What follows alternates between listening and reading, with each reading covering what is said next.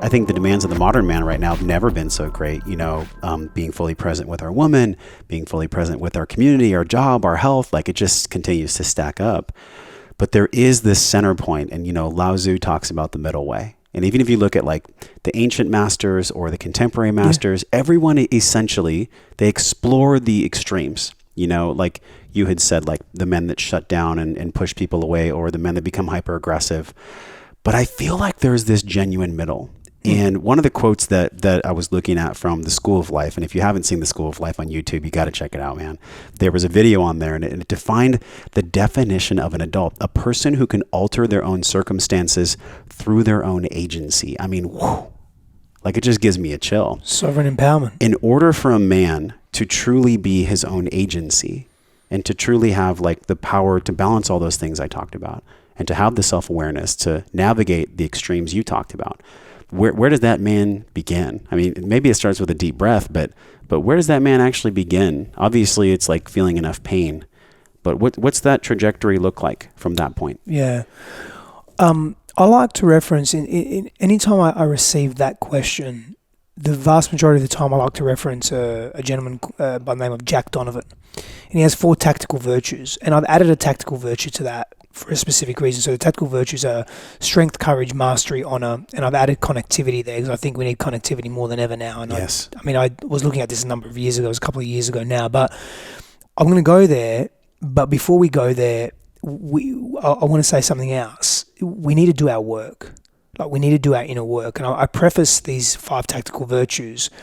I preface this before going into the 5 tactical virtues because for me it leads back to that. And it leads back to that quote that you just said about agency, responsibility, sovereignty, autonomy, whatever words you want to put around, whatever words you may, the audience may resonate with, or you. Yeah. I think that's just so, so important for us as human beings and men to take ownership of. It's not your responsibility, it's mine. Because the moment we say it's someone else's responsibility, or we blame someone else for not feeling a particular way or experiencing life in the way that we want to experience life, what happens is we disempower ourselves and we give our power away. That does one of 2 things. We either retract from the world or we lash out in the world. So you're looking at 2 sides of the shadow. That light side that retracts, that goes more introverted, internal, or that dark side that is more external, lashes out, extroverted, right? But in a shadow way. And the shadow way, at some level, it's just about intimacy in relationships. It's about how you give and receive love, and it's about whether you're allowing people in, are you surrendering to that, or are you too scared? Are you too scared to be loved? Are you too scared to love because you're scared of loss, whatever it may be? Mm-hmm. So I look at these tactical virtues and I like them because really what these tactical virtues represent is what does it mean to be good at being a man? Not what does it mean to be a good man? What does it mean to be good at being a man? Mm-hmm. Now, there's a lot of definitions out there. There's a lot of opinions out there. There's a lot of movies made on that subject That's too. Exactly right. But most of the movies follow the suit of what does it mean to be a good man? And that's a subjective cultural inference. It's an individuated thing. It's a familial thing. It's a peer group thing. It's a culture thing. There's too many, the interpretations are too vast and too broad. Nothing wrong with it, but I really do think it's a question that can be asked after the what does it mean to be a good man? Yeah. And for that, I like to go back to our evolutionary roots. Not only evolutionary social psychology, but evolutionary biology, how we've grown up, how we've evolved over the, a few million years as humanoids, somewhere there, right? Beyond the few 100,000 years as Homo sapiens, like really going back into how did we develop? What were the things that we did that shaped us? What's deep in our nervous system? What's deep in our brainstem, in our cerebellum? Like, really, who are we, right? Because that unconscious part of us still drives a lot of who we are. Now, as the prefrontal cortex has developed, we've had tremendous opportunities to see ourselves differently, to make more deliberate conscious choices that have elevated consciousness or elevated this capacity to think about marvels of the universe, right? Like the cosmos in a completely different way. We haven't been stuck in survival, facing off beasts and animals that are 10 times bigger than us, right? So that's a blessing that we have, but that unconscious primal aspect of self still drives us. So let's start with strength. For so many reasons, being fucking strong is really important. Stronger people are harder to kill. Mm-hmm. Now, I'm just talking about physical strength. I'm talking about emotional strength, resilience, spiritual strength. I'm talking about emotional resilience as well.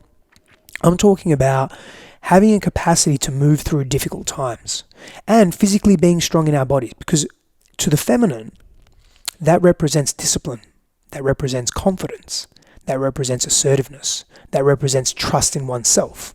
These are important qualities that the feminine looks for in the masculine, irrespective of what your biological gender is, right? Yeah. So that's important. I think every man needs, and I'm not saying you have to deadlift 300 kilos or 1,000 pounds or be the strongest person I don't in the get world. from you that this is aesthetically how you appear. No. We're talking about internal strength. Oh yeah. And definitely physical strength, like just having trust in your body. Exactly. Like we have to come, what does breath do, brother? It brings us back into the body. That's right. Like it's health and vitality in the body. So you've just got to be competent in your body. Move your body. Trust it. You've got to take it to the edges. This is the thing, like, people don't know what their edge is because we're too fucking complacent. Men are too lazy. I did a post on this. Yes, I haven't posted it, but I've been in this hyper creative space, man, and I've literally got 4 weeks worth of posts already lined up. Like I just keep typing, not really writing, but I'll do some writing, but just typing, and it's all coming out of me. And so one of the things that I wrote yesterday was about men being so fucking lazy. Like we are addicted to complacency.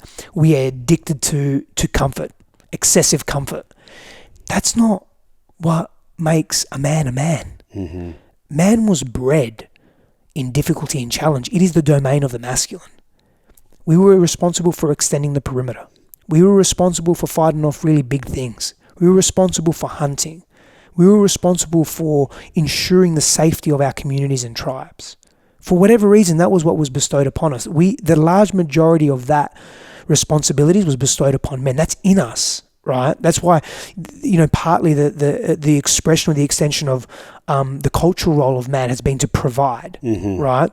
And that takes form in different ways depending on the culture and the era and the values of that culture. But strength, so important.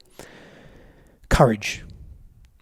We avoid difficult things and come back to this age of laziness and complacency. Technology is a marvel, and to our detriment, it's made us soft. It's made us, I don't need to do that. I don't need to make the effort. Now what happens is the more we don't make an effort, the more we don't believe in ourselves, the more we don't test ourselves, the more we don't know who we are. That's a parallel drawn and a carryover into every other area of our lives. Oh, you're having an argument with your partner? I'll just leave. Because the masculine wants to be empty anyway. The masculine just wants to leave. That's it's in our nervous system. The female will shut down and numbs out internally. The masculine literally leaves physically the environment when he's in fight or flight. Which is the opposite of courage. Correct. Right? We're not facing our stuff. And within that, so you talked about strength, you talked about courage. Within the courage, though, there's so many layers and nuance.